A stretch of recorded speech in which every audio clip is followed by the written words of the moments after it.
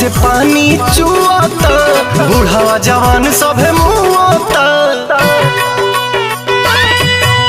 मुहावा से पानी चुआता, बूढ़ावा जवान सभे मुआता।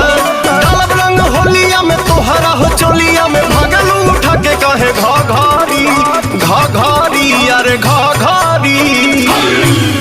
जो बनवा हकी गलहरी, घसाई रंग सा गलहरी। हिलैले बारू नगारी।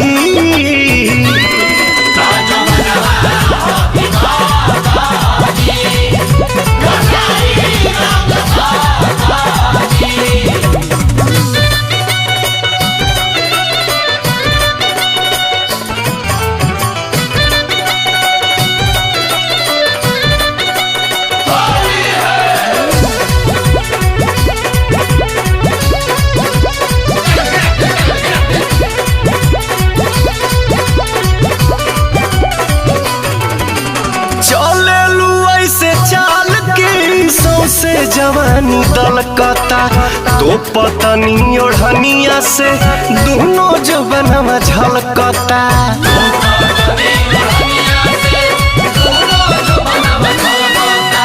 चले लू ऐसे चाल के सौसे जवानी दलकता तो पतनी ओढ़निया से दोनों जवनवा झलकता।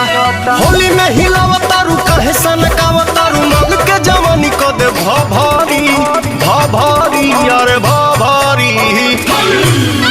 जो बनवा हकी गलहरी, घसाई रंग सा गलहरी।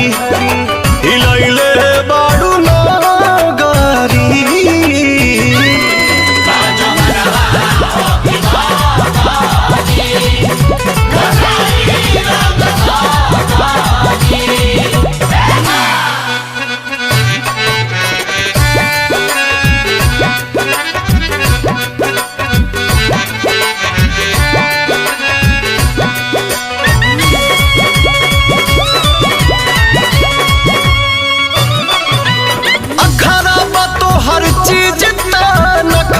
करेलू बेसी अर्जुन दीपक रानू से इतना करेलू ठेसी।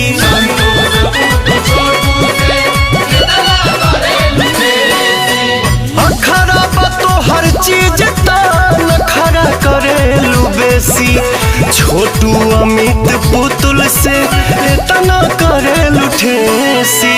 मजा ले मन से तू आजुए पवन से, ओढ़ी के कोठरिया में चादारी चादारी चादारी।